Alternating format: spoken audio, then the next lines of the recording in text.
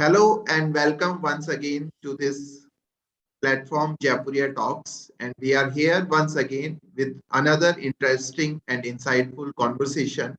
This time, our guest is Miss Olivia James, all the way from London. And welcome to this platform, ma'am. Thank you very much. Yes. So, first of all, an introduction is in order. So, Miss Olivia James is a Harley Street personal performance specialist. She treats public speaking anxiety, lack of confidence, and trauma. She has a client base she needs to be very discreet about, including senior leaders in the legal and financial sectors, philanthropists, entrepreneurs, and public figures. What she can reveal with us is that one client she treated for stage fright went on to become a UN ambassador. So it's so nice of you to do this kind of service where you are making people's lives and careers in that sense. Her area of expertise is the psychophysiology of performance, confidence, and trauma. Her mantra is that it's not all in the mind, it's somewhere else also.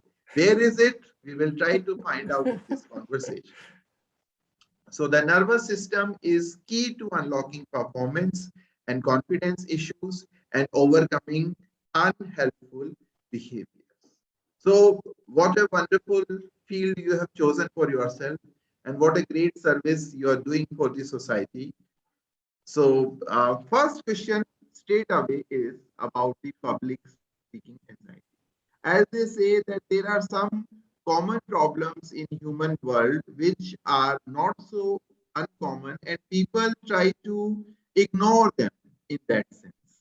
So when you have said that it's not all in the mind, so is it skill related or is it mental condition related? Why do people have public speaking anxiety? I love that. That's such a good question. Thank you. Yes. So obviously it helps to know what you're doing, right? So skills are a huge part of it. Many sort of amateur speakers do not realize like what it takes, the amount of preparation. So you need to know what you're doing. Of course, you need to be able to structure your speech. You need to be able to know how to hold your body, like where to stand, how to move, all that kind of stuff. But then also that will help to some extent to settle your mind. Like, okay, I know what I'm doing here. Instead of just like thinking, I have no idea what I'm doing, like I'm unprepared. Many amateur speakers don't realize the amount of like work it takes because a good professional speaker makes it look so easy. They make it look incredibly natural and easy, almost like they've just come up with the words. They make it sound as though what they're saying is just literally occurred to them, and then they say it. So that's a huge part of it. But what happens basically in people who have anxiety is that somehow the nervous system, this is the secret, the nervous system has decided that all of a sudden this situation is dangerous and I need to mobilize. So all of us we've evolved with a very big complex nervous system that's kept us alive for all this time. And there's a huge nerve called the vagus nerve, which comes out of your brainstem and goes all the way right through your body. And it sends messages of safety back up into the body. So this idea that the philosophy that the Descartes came with this idea of the mind and the body being completely separate. Now he was maybe right about some things, but the mind and the body are not separate. They're very much connected. So I've got an illustration here of what happens in public speaking anxiety. I don't know if people can see that. Yes. So this is a speaker here at the top who is happy, who's what I would say is groovy. You feel safe, you feel engaged. Something happens when you're on stage or beforehand, and that gets your nervous system into, I need to mobilize. This is dangerous. I need to get out of it. If in the worst kinds of scenarios, what can even happen? You see right at the bottom, somebody's in freeze or shutdown. Sometimes I've treated people whose mind has gone blank on stage, and they're almost then going into that freeze state. So this is really what we're dealing with. So this idea that, lots of people say, oh, if you have a problem, you just need to change your mindset. Well, if you haven't got this body element settled, mindset isn't going to help you, because your body will prioritize safety, basically. So that's basically my work in a nutshell. So I love to get into like the nitty gritty of like, I know you've got some brilliant you sent me some brilliant questions in advance, so I'm happy to go wherever you would like me to go. So let's continue. Yes. So we have a set of questions, but there is a lot of freewheeling also. So one question which is coming up in my mind right now, and something which I have experienced as a business communication faculty, that what I tell my students is this, that it's not like this that you cannot speak. Because outside this classroom with your friends, you can speak very well. With your family, you can speak very well. But it's on certain occasions that you cannot speak. So speaking and public speaking is also dependent upon the situation, the occasion, on where the person is about to speak. And does body react in different ways according to occasions also? Of course. Yes. So so our nervous systems are constantly scanning the environment for danger. So you and I are chatting now. There's a deep part of my nervous system that's working out, okay, is he safe? Is he seems to be listening? Is he going to be, like, especially in an educational setting, am I in trouble? Am I going to get a bad mark? So all of a sudden there is this, it's not like being happy and chatting with your friends, because all of a sudden there is these other things associated with it. Like, if the inner voice can start, if I mess this up, I will get a bad mark. If I mess this up, everyone will laugh at me. If I mess this up, my career will be ruined. Like, we can start to sort of extrapolate. And this can start early on. I don't know. I'm sure that you were a very good boy at school. You were a very good student. When I was at school, we didn't have mobile phones, right? We didn't have phones yet, because I'm very, very old. And so what used to happen is my friend would pass me a note, right? They would pass me a note and I'd look at it and I'd giggle, right? And then the teacher would say, right, you come in front of the class and tell everybody what was so funny. Now, all of a sudden, standing up in front of a group is associated with punishment, with ridicule, with being singled out. So somehow the brain can make that connection. Standing up in front of people is bad. Avoid. This is how it can start. And we like to think that we are very logical, but deep down we're not very logical. So what I interestingly call the standing up in front of the class is the Bermuda Triangle. Right. So when the student is sitting at the seat, he or she remembers everything. But the moment they come to the Bermuda Triangle, everything disappears. Right? So yes, you are absolutely right that standing up in front of the class was considered as a sign of punishment, and that we associate it. Right. So my next question is again related to this fluctuation in public speaking skills. So is it something like this, that this happens only with students and with people who are starting their career, and once somebody has good public speaking skills, they will always perform very well? Or is it again situational that somebody very senior, although I know that you cannot name names, but somebody very senior at the mid of their career, they also start feeling and having public speaking anxiety? So is it common for early people only, or is it common for all the people, and it can go and come back? Sort of. Okay. Do you want the good news or the bad news? I've got both. Okay. Which do you want? Which you want? So the good news is that it can always be treated. The The Okay. bad news is it can start at any time. I've had very senior people who have never had a public speaking problem, like extroverted people who are even professional performers, and suddenly something happens and they're in massive panic.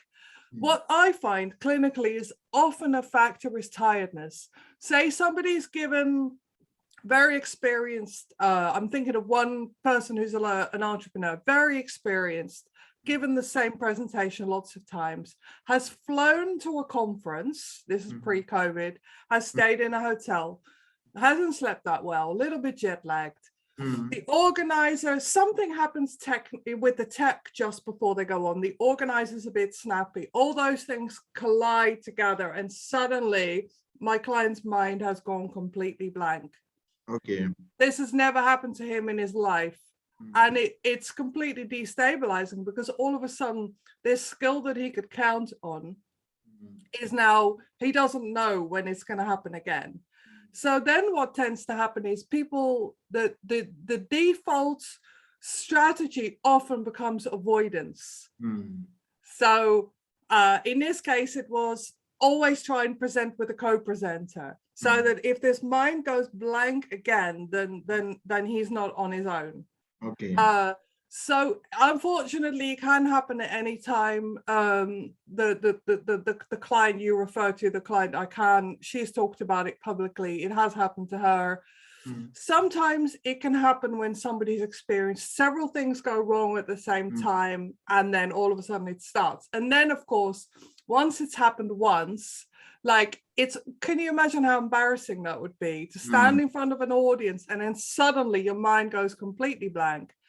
So then it can be, people can start to question their everything, because it's so destabilizing and so kind of vulnerable.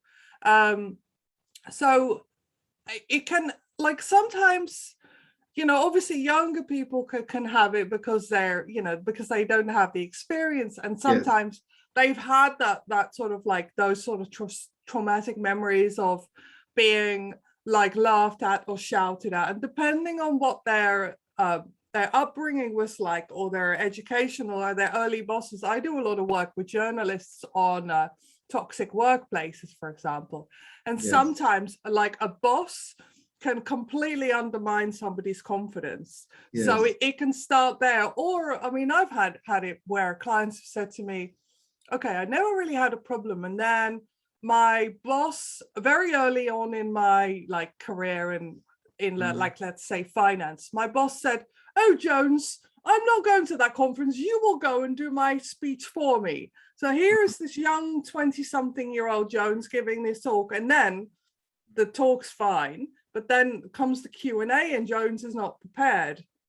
Right? So then all of a sudden that whole thing has become quite a traumatic experience. So like, there are lots of misconceptions about public speaking. One is that we're like, it's feared more than death. That's complete, like that isn't actually true. There's a brilliant book by my friend Harry Key here, in which he explains like how that myth came about. The two fears that babies are born with are falling and loud noises. All the other fears are learned, so we learn them along the way. Okay, so since we are talking about this fluctuation in public speaking skills, so during COVID times, what has happened? So, and this is the case I discussed with you also, that there is a student in my class right now also, and in her high school, she was the head girl. She was very good in communication and she was heading the entire school. Then COVID happened. 2-3 years, she was taking classes all alone in front of a laptop, no sort of social life. And now when she is in her post-graduation, she feels that she is not a good public speaker, right? Whereas I know that it is inside her somewhere lost. So is it a very common scenario, one? And then how can somebody find it again? Yes. I think in COVID, again, I've done an article about this recently. all of us have lost our capacity for socializing and what I call peopling, sort of being with people. So we've lost our sort of capacity that we had. Even the most confident, outgoing people among us, as we're sort of slowly starting to actually interact with real people again, we realize we're actually quite out of practice. And it's a very different thing having a Zoom conversation than being at like a networking event of work, where maybe somebody comes up to you and they stand a bit too close to you, or they ask you a difficult question, and it's like, how do I navigate that? How do I navigate staying kind of safe, but also like advance my career? Like, and I think everybody's out of practice. Even the most outgoing, confident people among us, we're all out of practice. And then what can start to happen is what the French had a great word for this. It's called esprit d'escalier, the spirit of the staircase, where after a social interaction, we think, oh, I should have said that. I should not have said that. Oh my, why? And that sort of adds to the tension. So all of us have lost we've lost some of that. I literally, and of course our nervous systems interact as well. Like, is this person safe? Do I like this person? We're constantly reading those cues, and then we're responding to people in the moment. So it's not surprising that people have lost their confidence a little bit. It's completely understandable. The second part of your question was what? Remind me. How does one find it again? Yes. Well, my advice is always to go like slowly, because avoidance is the most attractive thing, but that isn't going to be helping. I'm not a great fan of what's known as exposure therapy, where if there's something you're scared of, we've got a really high building in London called the Shard, which is like that really pointy, incredibly high building. Apparently people go in there who are terrified of heights, and they are literally coming out of the elevators on their bellies, crawling out, trying to overcome this fear. So my advice always to people is to move towards the danger, but do it in small steps, so it isn't overwhelming. Because if we are too overwhelmed, your system will just go into shutdown, and your nervous system will just associate more fear. It can actually kind of be re-traumatizing if you overdo it, especially then if you overdo it and then in your own mind you make some sort of mistake. Because then it's like, oh, you see what happened? I went and did that thing, and then a bad thing happened, and so I'm never going to do it again. So I would always say for people to do it gradually. And if you need some support, like find a friend or somebody who you trust that can help you with that. So you don't feel so isolated, because often when this kind of stuff also is, people feel so embarrassed about it, and that shame and that isolation can add to that sort of the stress of it all and the tension. Yes. Okay. So now moving on from this conversation, sometimes what happens is that, especially for students I'm talking about, that they have not prepared their speech, right? And it's the lack of preparation, not public speaking anxiety. Yes. Then there are some cases where people have prepared a lot and then they are not able to speak. So how does one differentiate between the real public speaking anxiety or this kind of pseudo or fake public speaking anxiety? Yeah, so like people who haven't prepared tend to, we call it, they're kind of people who like to try and wing it, right?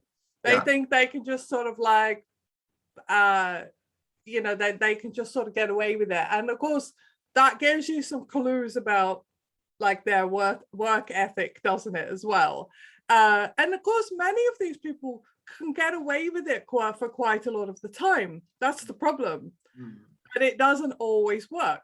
And then other people who have prepared a lot and then still like they can't get the words out. Again, that's a nervous system thing. So basically then it's almost like they're going into freeze.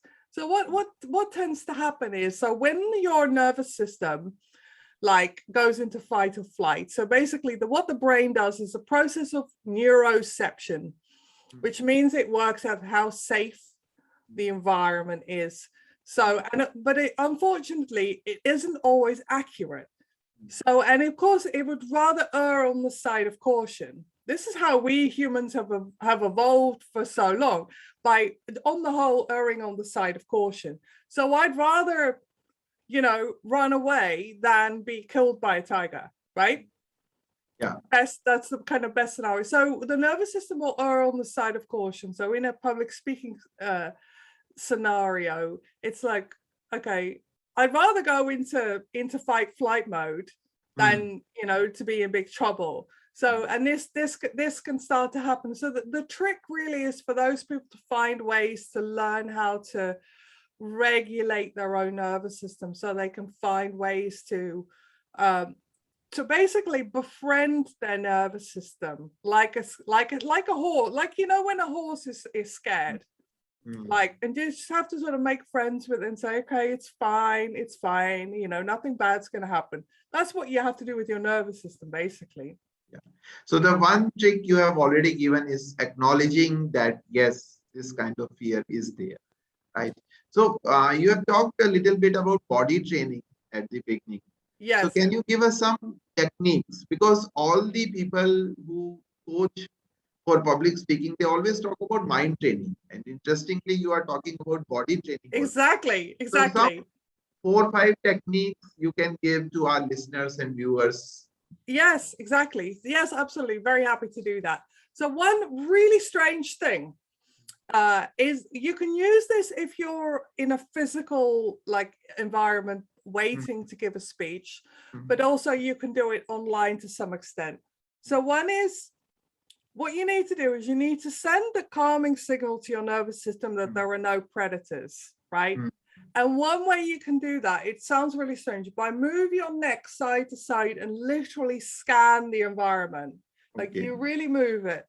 If you're having a panic attack, almost like a panic attack, you can start counting. Like if you're in a room, you can count the spotlights on the ceiling. You can count the amount of nails in the door. Like seriously, it will really help. The other thing you can do if you're in a room with people is you can make eye contact with a few people. You smile at a few people. If you can, if you're waiting, sort of try and talk to a few people, like make friends. So basically that again will, it will settle your nervous system to ensure that there aren't any predators, but also what it will do is it will get your nervous system into a state called social engagement. Because as a nervous system, you've got basically 3 modes. You've got that freeze, shutdown mode, you've got the fight, flight, mobilization mode, and then you've got the social engagement mode.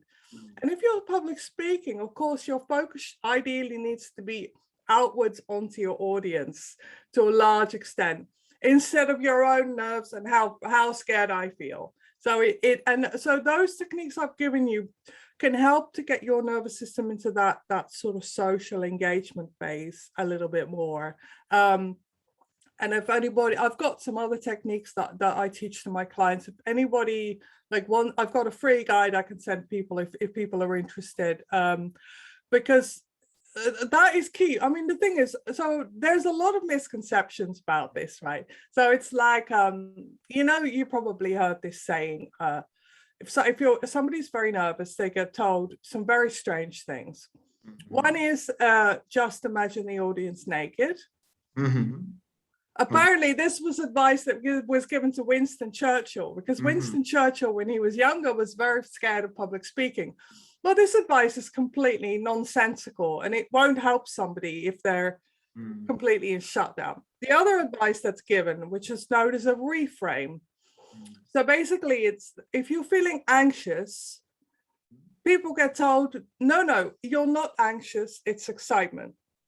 Now, qualitatively, it's not the same at all. Like if I am excited to give a press, like I'm very excited to do this. I'm like, boy, I can't wait. Let me, it's a going towards. If I'm anxious, it's like, get me out of here. Yeah. The two are very different. So they've done lots of studies on this, and this advice is given by people who don't have the skills that I do. So sort of aimed at the general public. So what they found is that for people who've got no clinical skills, it's easier to get somebody from anxious to excitement than from anxious to calm. But unfortunately, the study author who wrote this, I think it was a Harvard study, she said the heart rate is still high. So she said those participants, they don't necessarily, they just turn the excitement knob up. They don't turn the anxiety knob down. So basically it's both. It's like, oh, I'm anxious, but I'm telling. So, and as a therapist, I'm not happy about getting people to, like, you know, giving people those sort of workarounds that don't deal with the actual problem. I'd rather fix the problem than give a reframe. Yes. That also sort of invalidates the person's experience. Yes. That's where I'm coming from. And of course, like, you know, everybody has the clinical skills that I do, but basically this is my thing. So a reframe like that given to somebody who's got a severe phobia, it's just quite cruel because it doesn't work. And basically what tends to happen then is, like, a lot of your students will be able to relate to this. This common advice, I've tried imagining the audience naked. I've tried to tell myself that I'm not anxious, it's excitement. It hasn't worked. There must be something really wrong with me. Now I feel even worse. Yes, yes, yes. So it becomes worse than it was before. Yes, it does. So since Exactly. we are talking about nervousness also, Olivia, so what I have experienced and what students have also told me, a lot of people, that it's the first 3 to 5 seconds. A person is in an auditorium full of, let's say, 500 people. So before they start their speech, and even first 2, 3, 4 words also, there is a hint of nervousness, and gradually it picks up. Yeah. So how to not to be nervous in initial 3 to 5 seconds? You've got to nail your opening. You've got to rehearse and nail that opening so you can hold on to that. So however, like, your mind may want to, you know, go into freak out mode, if you've rehearsed that opening and you know it off by heart, however nervous you are, you can nail it and you can deliver it. As well as the advice I've given you before as well about, like, how to get your nervous system Scanning the room, yes, yes. to do that, but literally nail that opening, nail your opening, nail your ending. I would say those are the two the biggest ones. And, like, the more you do it, the more you'll kind of realize that it's okay, you know, it's fine. I just, obviously we've all been in lockdown in London. I just did my first lecture at a university here in the UK in an auditorium, and it was so fun. I wasn't actually, like, I personally have experienced public speaking anxiety, and I can tell you it's awful. It feels visceral. It's like this utter it feels absolutely dreadful, and you just wanted to stop. I don't normally talk about this, but I'm a speaker, and I've, you know, lectured and I've done lots of talks. But the worst thing was, a few years ago, I was invited to do a competition for some professional speakers. So this was a whole different thing, because all of a sudden I was going to be judged by professional speakers. And so somebody said, oh, you should do this, you'll do really well. So I signed up, and then 2 weeks before, I started to get, like, this dread, and I was, like, thinking, this is ridiculous. Like, I shouldn't be having this problem.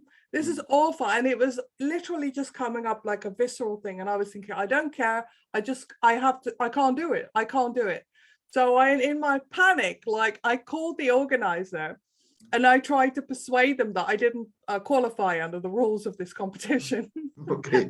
And unfortunately that didn't work. So I obviously then I applied the techniques to myself, but, like, it literally, I know how awful it feels. I've had it myself, like, once very badly. So the feeling of going into, like, an auditorium of, like, 500 people, it you know, sometimes I can do it, and it's totally for, like, you know, last few times I've done it, and I hadn't bear in mind since before the pandemic, spoken to an actual audience of people in the room, and I absolutely loved it. But I can imagine other times, like going back to an audience, like a situation like that, especially if you're not quite sure who's in the audience, or if you feel somehow this was an audience of friendly entrepreneurship students and with two friendly co-lecturers. So it was a much safer thing than if it's like you're being judged, or it's a conference where you maybe have colleagues there who don't agree with you, or you know what I mean, or you've got people that you need to impress, or so it's bear in mind, like every speaking situation is different, and it's got different sort of power dynamics in it, and different psychological dynamics, and which all inform your sense of how safe this actually is. And bear in mind, a lot of that assessing of safety isn't purely rational. It's like physiological. So it's a lot of it isn't that logical. So the trick is to get your nervous system into a state where it's not into that utter, like, I have to survive mode. Because you can't be a good public speaker if you're in that freak out mode. I remember going to a talk once at a very lovely business club, in a private members club in London, and there was a woman there talking about her business, and she was standing in front of the audience. She was like, her paper was shaking, like the whole, like, not like it was I think it was quite a long speech, and the whole time the whole audience was like feeling her nervousness. And if we see a speaker who's visibly nervous, we can't relax as an audience. And we start to like think, oh my God, well, I don't know. You start to sort of think about other things, right? You think, I wouldn't have worn that dress. Like, why did she? And you think, why was she chosen? Like, she doesn't seem prepared. She looks like she's never done. Plus, the way she prepared it was she had literally written it out longhand. She was reading line by line, and her paper was shaking the whole time. So in that sense, nobody can relax. Yes, definitely. So we have come to the last part of this conversation, and since we were talking about COVID pandemic earlier also, nowadays a lot of public speaking is happening on digital platforms also, and job interviews are happening on digital platforms, conversations, meetings, speeches, seminars, conferences are happening on digital platform. And for some people, they are not able to get into that public speaking mode. So you are in your bedroom, you are in your drawing room, and suddenly you are asked to give a job interview or address a gathering on internet, through internet, on laptop. So how difficult or easy is it, and how different is it from the offline in-person public speaking? And are there certain rules which apply to digital public speaking also? Yes, that's a very good point. Well, obviously, there are a lot of articles now about like Zoom fatigue, and how you'll have seen the articles about how it's quite stressful to have your camera on. So if I am in a job interview, or in a group Zoom call with my work colleagues, for example, I am weirdly more aware of how I come across than if we're face to face. So I'm constantly like looking at myself thinking, how do I look? How does my background look? Oh, I need to water that plant behind me. You kind of like, and it's like, oh, I need to redo my lipstick. Because you're like looking at yourself as well as like reading the language, the body language of the other people. And because my brain, everybody's brain is a sense-making thing, it's kind of annoying that I can't see. I can just see your shoulders. I can't see like if your arms are folded. I can't read your body language in the same way. So it becomes like more it becomes more tiring that way. So a little tip for everyone: if you're on a group call, like, do allow people to turn their cameras off if possible, because it actually helps them, especially people who are introverted. It actually helps people if they don't need to be presenting, they just need to listen. It's actually much less stressful for the person, then I have to look at their own face the whole time while I'm listening to your lecture. I don't need to look at my face. But then comes the fear, right? So the fear is then like, if everyone's got their camera off or they're looking away, you don't know if I'm texting somebody while my phone is out of sight. I might be giving myself a pedicure, painting my nails this nice color red on while I'm listening to you. Do you know what I mean? Like, they could be, so people get more insecure about what other people are doing than if you're in the room and you can see everybody. But then, of course, we've got the added stress of, like, now, especially sort of in the pandemic, if I do have to go to a job interview, then I've got the stress of going on public transport. I've got the stress of, like, you know, I don't know about you guys, but like, everyone's been wearing their comfortable trousers. Do you know what I mean? Like, I have to then find my proper, like, business outfit. I have to find the proper shoes instead of the comfortable slippers that I might be wearing now. Do you know what I mean? So it's a whole different like a whole different preparation that's required for a physical job interview or a physical meeting than just coming here and, like, you know, do you see what I mean? Yes, I understand. So yes, so there are different, this is a very different ball game, and people on digital public speaking has to act differently in comparison to in person. Yes. So thank you very much, Olivia, and you have given us such wonderful insights and tips. One thing which you have discussed is that we have to train our body also. It's not all in the mind. Correct. And second, somehow we have to tell ourselves, our brain, that we are in a friendly environment.